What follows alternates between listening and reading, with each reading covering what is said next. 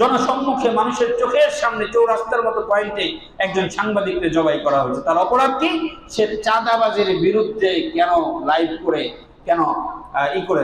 Live করেছে, চাঁদাবাজির বিরুদ্ধে কেন বলেছে। একজন মানুষকে হত্যা করা কত বড় অপরাধ। রব্বুল কারীম বলছেন, মান ক্বাতালা নাফসান বিগাইরি নাফসিন আও ফাসাদিন ফিল আরদি ফাকান্নামা ক্বাতালান নাস জামিআ। কেউ যদি কোনো ব্যক্তিকে হত্যা করে, অন্যায়ভাবে হত্যা করে, অথবা সেই ব্যক্তি কোনো অপরাধ করে নাই, কাউকে হত্যা করে নাই, তারপরেও তাকে হত্যা করা হয়েছে, অথবা পৃথিবীতে কোনো বিশৃঙ্খলা তৈরি করে নাই, এমন কোন বড় অপরাধ সে সংগঠিত করে নাই যার কারণে তাকে হত্যা করা যায়, আল্লাহ রাব্বুল আলামিন সূরাতুল মাইদার 32 নম্বর আয়াত নাযিল করে বলছেন, সে যেন একজন মানুষকে হত্যা করলো না, সে যেন পুরো পৃথিবীর সকল মানুষকে হত্যা করে ফেললো। বলেন নাউজুবিল্লাহ। অর্থাৎ একজন নিরপরাধ মানুষকে যদি হত্যা করা হয়, তাহলে সেই একজন মানুষকে হত্যা করা হয় না, রব্বুল কারীম আয়াত নাযিল করে বলে দিলেন, বরং পুরো পৃথিবীর পুরো জাতির প্রত্যেকটা মানুষকে যেন সে হত্যা করে ফেললো। নবীজি সাল্লাল্লাহু আলাইহি ওয়াসাল্লাম অত্যন্ত দায়িত্বহীন কণ্ঠে তিরমিজি শরীফের 1395 নম্বর হাদিসে বলেছেন, লা যাওয়ালুদ দুনিয়া আহওয়ানু আলাল্লাহ মিন কতলি রাজুলিন মুসলিম। পুরো পৃথিবীটাকে ধ্বংস করে দেওয়া আল্লাহর জন্য সহজ একজন মুসলিম ব্যক্তিকে খুন করে হত্যা করার তুলনায়। মানে একজন মুসলিমের দাম আল্লাহর কাছে এত বেশি যে পুরো পৃথিবীর চাইতে একজন মুসলমানের দাম বেশি। অপর এক হাদিসে নবীজি সাল্লাল্লাহু আলাইহি সাল্লাম বলেছেন, শোনো, যদি তোমাদের মধ্যে কোন একটা এলাকাবাসী একজন নিরপরাধ মুসলিমকে হত্যা করে, তাহলে ওই একজন মুসলমানের হত্যার বিচারের জন্য ওই এলাকায় যারা বসবাস করে ওই পূর্ণ এলাকাবাসীকে কতল করো, তারা কেউ যেন সেই এলাকায় না থেকে সকলের মৃত্যুদণ্ড কায়েম করো। নবীজি সাল্লাল্লাহু আলাইহি সাল্লাম এমন কথা বলেছেন, একজন মুসলমানের সম্মান এত বেশি।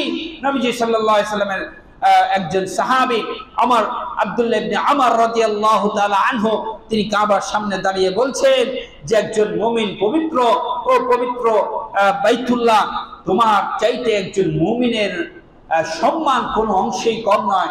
এরপরে তিনি উদ্দেশ্য করে বলছেন, মা আ'যামাক ওয়া আ'যামা হুরমাতিক ওয়াল মুমিনু আ'যামু হুরমাতান ইনদাল্লাহি মিন। তুমি কতই না সম্মানী, আল্লাহ তাআলা কাবা তোমাকে কতই না সম্মান দিয়েছে, কতই না মর্যাদা দিয়েছে, কিন্তু এই মর্যাদা এই সম্মান একজন মুমিনের চাইতে বেশি না, তোমার চাইতে একজন মুমিনের সম্মান বেশি। বলেন সুবহানাল্লাহ। মানে একজন মুমিনকে হত্যা করা কাবা ভেঙে ফেলার চাইতে বড় অপরাধ। জোরে বলেন, কি ভেঙে ফেলার চাইতে অপরাধ? একটা কাবা ভেঙে ফেলার চাইতে অপরাধ একজন মুসলমানকে হত্যা করা। ইসলাম কিসাসের বিধান দিয়েছে। কিসাসের বিধান কি? কিসাসের বিধান হচ্ছে, আপনি কাউকে হত্যা করেছেন, আপনাকে হত্যা করা হবে। আপনি কারো দাঁত ভেঙে ফেলেছেন, আপনারও দাঁত ভেঙে ফেলা হবে। আপনি কারো চোখ উপড়ে ফেলেছেন, আপনার চোখ উপড়ে ফেলা হবে। আপনি কারো নাক ফাটাইছেন, আপনার নাক ফাটিয়ে দেওয়া হবে। আপনি কারো মাথা ফাটিয়েছেন, আপনার মাথা ফাটানো হবে। আপনি কারো পা ভেঙে দিয়েছেন, আপনার পা ভেঙে দেওয়া হবে। আপনি কারো হাত ভেঙেছেন, আপনার হাত ভেঙে ফেলা হবে। আপনি যদি কাউকে হত্যা করেন, তাহলে আপনাকেও হত্যা করা হবে। আজকে যদি ইসলামের এই বিধান আমার দেশে থাকতো, যদি এটা সিস্টেম হতো, গতকাল যেভাবে লোক সম্মুখে জনগণের সামনে একজন সাংবাদিক, নিরপরাধ সাংবাদিক, সে কেন চাঁদাবাজির বিরুদ্ধে কথা বলল, যার কারণে তাকে জনসম্মুখে জবাই করা হয়েছে, আজকে যদি রাষ্ট্রীয়ভাবে সেটাকে সামনে রেখে বাইতুল মুকাররমের উত্তর গেটে এনে যদি এইভাবে প্রকাশ্যে জবাই করে দেওয়া হতো, আর এটা দেখার সুযোগ করে দেওয়া হতো পুরো লাইভ করে সারা দেশের মানুষকে, সারা পৃথিবীর মানুষকে, যে যেমনি ভাবে তারা নিরপরাধ সাংবাদিককে হত্যা করেছে, তেমনি ভাবে রাষ্ট্রীয়ভাবে তাদেরকেও জনসম্মুখে তাদেরকে প্রকাশ্যে জবাই করা হলো। যদি এই বিচার আজকে কায়েম হতো, তাহলে বাংলাদেশের থেকে হত্যা, গুম এটা বন্ধ হতে এক সপ্তাহ সময়ও লাগতো না। ঠিক কিনা? আওয়াজ করে বলে। আমরা দেখেছি চকবাজারে প্রকাশ্যে ভিডিও ফুটেজ আছে, এরপরে পিকচার রয়েছে, সেখানে সাক্ষী প্রমাণ রয়েছে, সব থাকার পরেও এখনো পর্যন্ত কোনো বৈচারিক কার্যক্রম হয়েছে, বিচারের কোনো নির্দেশনা আসছে? কোনো বিচারিক নির্দেশনা আসে নাই। আমরা যে সব কিছু থাকার পরেও বিচার হচ্ছে না। যদি চকবাজারে যেইভাবে মানুষ হত্যা করা হয়েছে, পাথর দিয়ে ঠেকলে এইভাবে যদি যারা খুন করেছে তাদেরকে ধরে বাইতুল মুকাররমের উত্তর গেটে এনে জনসম্মুখে তাদেরকেও যদি এইরকম ভাবে পাথর দিয়ে চাপা দিয়ে হত্যা করা হতো, যদি পুরো জাতিকে লাইফে দেখানোর সুযোগ করে দেওয়া হতো, আল্লাহর কসম করে বলি বাংলাদেশে আর 7 দিনও লাগতো না বাংলাদেশ থেকে হত্যা নিয়ে মূল হতে, ঠিক না? কিন্তু সেটা আমরা পারি না, সেটা আমাদের ব্যর্থতা, আমাদের জনগণের ব্যর্থতা। আমরা চাই কিনবো গু, খাবো মিষ্টি।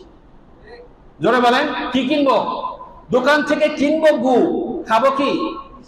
বোঝেন নাই, উদাহরণ বোঝেন নাই। ভোট দিমু সররে, কিন্তু সামু কোরআনের শাসন। জোরে বলেন। এখনো অনেক বেহায়া মানুষ আছে যারা বলে অমুক দলে ভোট দিব, অথচ 5 ওয়াক্ত নামাজ পড়ে, মসজিদে টেহা দেয়, মাদ্রাসাকে ভালোবাসে, আবার সারাদিন হুজুর সাইজে থাকতেও ভালোবাসে, কয় ভোট দিব অমুকরে, অথচ দেশে একের পর এক হত্যা তারাই করছে, ঠিক কিনা? আওয়াজ করে বলে। মানে আমাদের অবস্থা হচ্ছে কিনবো গু, খাবো মিষ্টি। কিনবো গু, জোরে বলেন, কি গু কিনবো, মিষ্টি খাবো, এ হচ্ছে আমাদের পরিস্থিতি। আজকে যদি যারা এই সমস্ত হত্যাকাণ্ড জড়াচ্ছে, আমরা এখনো বুক ফুলে প্রকাশ্য বলি ভোটটা অমুককেই দিব, আর অমুক দলের নেতা এখনো পর্যন্ত আসতেই পারে নাই, যেই দিন তার প্রধানমন্ত্রী ঘোষণা করবে সেই দিন সে আসবে, ঠিক না? এই হলো জাতির ভালোবাসা। ফ্যাসিস্ট সরকার ছিল, সব পালাইছে, এখন পালায়া দেশের বাইরে থেকে লাইভ করে, হ্যাঁ আমার এই ছাত্র দলের ছাত্রলীগের যারা আছো তোমরা ফিল্ডে নামো, শ্রমিক লীগের যারা আছো তোমরা ফিল্ডে নামো, আওয়ামী লীগের যারা আছো তোমরা ফিল্ডে নামো, সংগ্রাম করো। ওরা সংগ্রাম করে মরবে, ওদের বাপ মা কাঁদবে, ওরা সুযোগ বুঝা দেশে আইসে আবার বড় বড় চেয়ার দখল করে আবার তারা মানুষের দালালি করবে, দেশের মানুষের ক্ষতি করবে, ঠিক না? যা সুখের দুঃখের সময় যারা পাশে দাঁড়াতে পারে না, সুখের সময় তাদের দরকার আছে, জোরে বলেন। তারা দুঃখের সময় দল ছেড়ে দেশ ছেড়ে চলে গেছে, দলের কর্মীদের ছেড়ে চলে গেছে, বাইরে থেকে বৈশা বৈশা এসির মধ্যে বৈশা বৈশা তারা লাইভ করে। এটা কি দেশপ্রেম? এটা দেশপ্রেম নয়। ইসলাম বিচার দণ্ডবিধি 3 প্রকার ইসলামে। কয় প্রকার? জোরে বলেন, কয় প্রকার? জোরে বলেন, কয় প্রকার? 3 প্রকার। 1 নাম্বার হদুদ, বলেন সবাই আওয়াজ করে বলেন, হদুদ, কিসাস, তাজিরাত। হদুদ, কিসাস, তাজিরাত। হদুদ কি? আপনি চুরি করেছেন, আপনার হাত কেটে দেওয়া হবে। চুরি করেছেন, কি করে দেওয়া হবে? হাত কেটে দেওয়া হবে। আমাদের দেশের সিস্টেম হচ্ছে চোর ধরছে আচ্ছা মতো মারো, যে বেড়া জীবনে মশাও মারে না ওই বেড়াও কয় দাঁড়া দুইটা দিয়ে নেই, অটোওয়ালা কয় দাঁড়া অটোটা থামায় সাইড করে দুইটা দিয়েছে। আচ্ছা আপনি চোর মারছেন, এর চোরের কয়েকদিন ব্যথা থাকবে, তারপরে চোর সুস্থ হয়ে আবার মাশাআল্লাহ আবার চুরি শুরু করে দিবে। কি হইলো? কিছু হইলো? আর মাঝে মাঝে 5 টাকার রুটি চুরি করার জন্য আবার মানুষ মাইরা ফেলে, তখন এটা অমানবিক হয় না। কিন্তু চোরের হাত কাটো এই কথা শুনলে পশ্চিমারা আমার দেশের লোকদেরকে, এই মুসল্লিদেরকে বুঝায় এটা অমানবিক। এটা কি? অথচ 5 টাকার রুটির জন্য মানুষ মেলে ফেলতেছে, আর 5,000 কোটি দিয়ে বেগম পাড়ায় বাড়ি করছে, ওটা সমস্যা নাই, ঠিক না? এ হচ্ছে আমার দেশের সিস্টেম। এটা আমাদেরকে ব্রিটিশ শিখিয়েছে। আজকে যদি সেই সিস্টেম থেকে আমরা বের হতে পারি, এমপি চুরি করেছে তার হাত কাটা যাবে, মন্ত্রী চুরি করেছে তার হাত কাটা যাবে, নেতা চুরি করেছে তার হাত কাটা যাবে, পীর সাহেব চুরি করেছে হাত কাটা যাবে, খতিব সাহেব চুরি করেছে হাত কাটা যাবে, ইমাম সাহেব চুরি করেছে হাত কাটা যাবে, মুয়াজ্জিন সাহেব চুরি করেছে হাত কাটা যাবে, আমার বাবা চুরি করেছে হাত কাটা যাবে।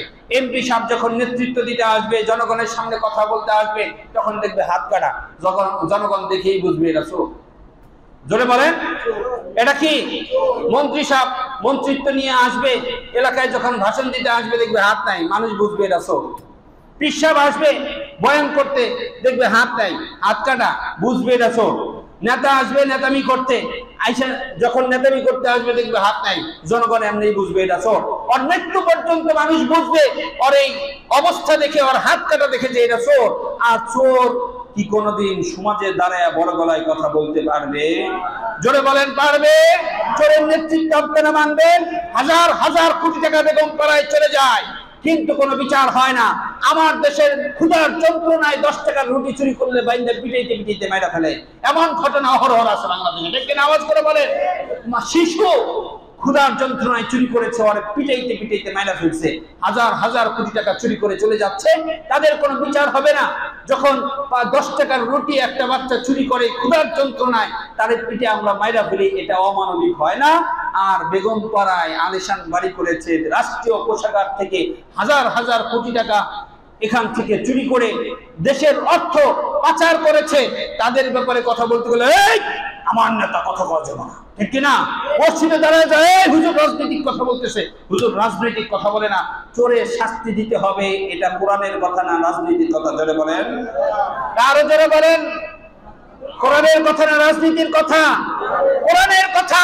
এই কথা যে মানতে পারে না যে নেতাই চুরি করছে, এটা শুনতে পারে না, নেতা চুরি করছে আরো করবে, কারণ নেতা চুরি করলে তো অর্পকেটেও কিছু হয়, ঠিক না?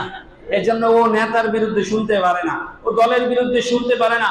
যদি এই মানসিকতা থেকে আমরা বেরোতে পারতাম, যে হদত, ইসলামী হদত যদি আমরা কায়েম করতে পারতাম, তাহলে আমার দেশের এই সমস্যা আজকে থাকতো না।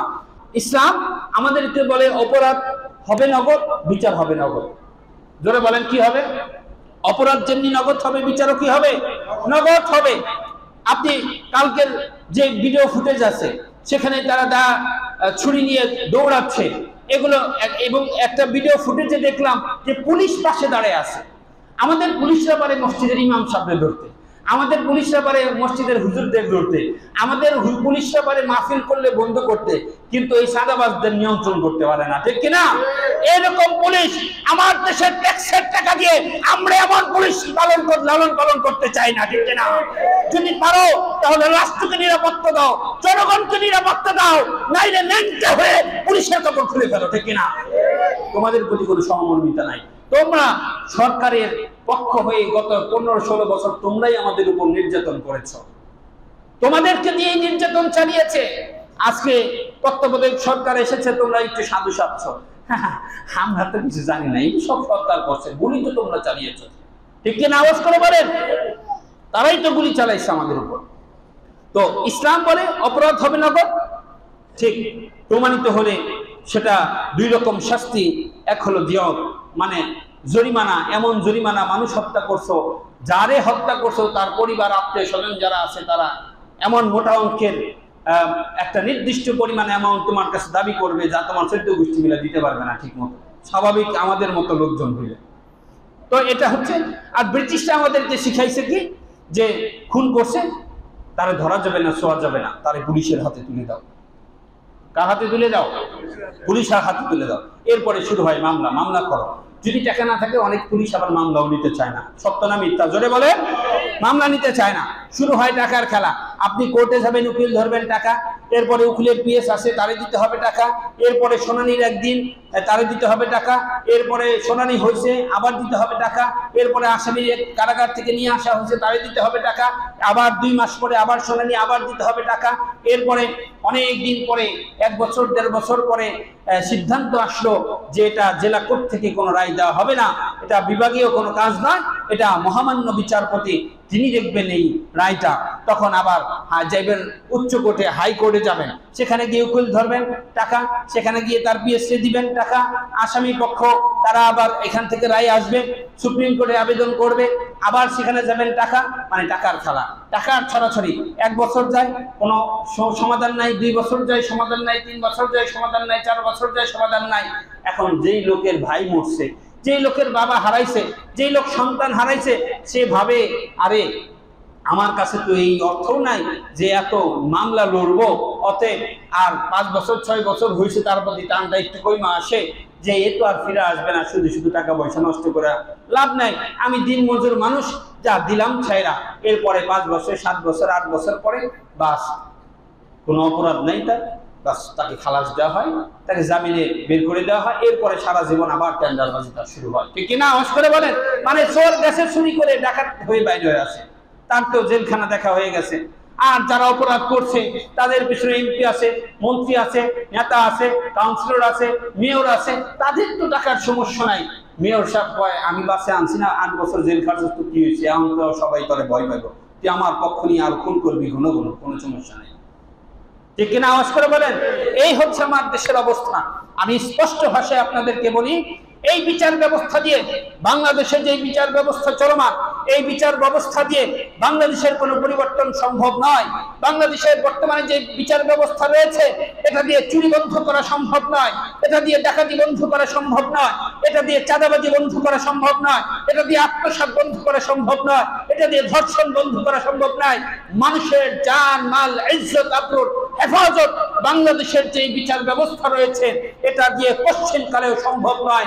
আমরা গত 52 বছর তন্ত্রমন্ত্র দেখেছি, আমাদেরকে তন্ত্র গণতন্ত্রের বুঝ বোঝানো হয়েছে, আমাদেরকে জাতীয়তাবাদের বুঝ বোঝানো হয়েছে, আমরা জাতীয়তাবাদীর অবস্থা দেখেছি, আমরা ধর্মনিরপেক্ষতার অবস্থা দেখেছি। ক্ষমতায় লোভে যারা এই ক্ষমতায় আসতে চেয়েছে, কখনো কেউ টুপি মাথায় তুলে নিয়েছে, কেউ গায়ে পাঞ্জাবি তুলে নিয়েছে, কেউ হিজাব করেছে। যখন নির্বাচন শেষ হয়েছে, ক্ষমতায় এসেছে, তাদের মাধ্যমে খুন বন্ধ হয় নাই, তাদের মাধ্যমে গুম বন্ধ হয় নাই, তাদের মাধ্যমে সন্ত্রাস বন্ধ হয় নাই, তাদের মাধ্যমে টেন্ডারবাজি বন্ধ হয় নাই, তারা মানুষের জানমাল ইজ্জতের হেফাজত করতে পারে নাই, তারা ইনসাফ প্রতিষ্ঠা করতে পারে নাই। বরং 52 বছরে যারাই এসেছে ক্ষমতায় তারাই আমাদের বিপক্ষে কাজ করেছে, তারাই ফেল করেছে। এই জন্য আপনাদেরকে বলবো, নতুন ভাবে প্রস্তুতি গ্রহণ করেন। 500 আর 1000 টাকা জীবনে অনেক আসবে। আপনারা যদি গুড় কিনে আবার মিষ্টি খেতে চান, সেটা আপনাদের বড় ব্যর্থতার জায়গা হবে। বরং নতুন করে আপনারা শপথ গ্রহণ করেন যে তন্ত্র মন্ত্র জাতীয়বাদিতা ধর্ম নিরপেক্ষতা অনেক কিছু দেখেছি, গত 52 বছরে তারা আমাদেরকে শান্তি দিতে পারে নাই, তাদেরকে আর দেখার সুযোগ নাই।